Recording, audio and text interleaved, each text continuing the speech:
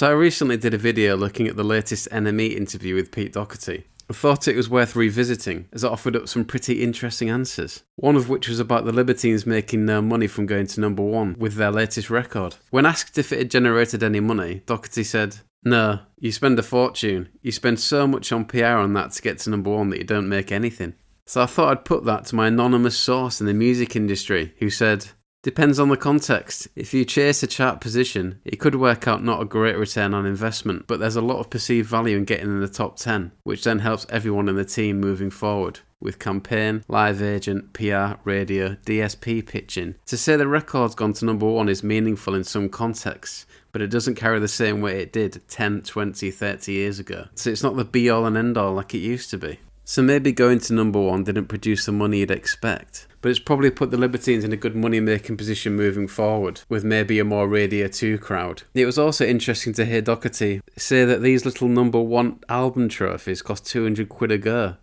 He quipped, "They make a fortune because everyone gets one. The producers, the engineers, everyone wants it to show their mum and that. It's something solid to say yeah. So I might just get my mate to knock one up that looks like it, a fiberglass version or something." He also commented on the Daily Mail article about him recently becoming a millionaire. The article itself states, "Legendary rocker Pete Doherty has made one of the most unlikely comebacks and revealed he is once again a millionaire. The former addict who returned to headlines after starring in a new Louis Theroux special has seen the value of companies that channel his cash hit 1.05 million after finally getting his life back on track. His Arcadian Endeavours business is now worth £853,000.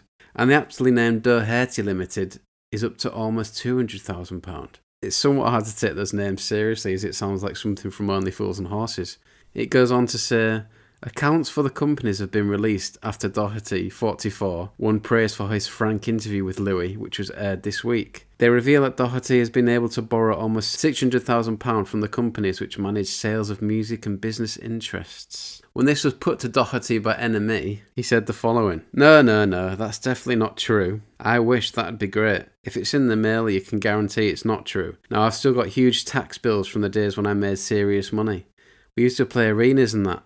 Hyde Park, all that money. I'm still paying tax on that." He even says that he made an aside to his manager, saying, "So according to the Mail, I'm a millionaire. What's all that about? Tell my wife that. We can't even afford a new car at the moment." You can find the companies mentioned on Google, etc., but I'll leave that to the accountants to work out. But what do you make of it all? Are you surprised that bands struggle to make money from having a number one album? Or does that explain the rapid rise in ticket prices? Have your say in the comments.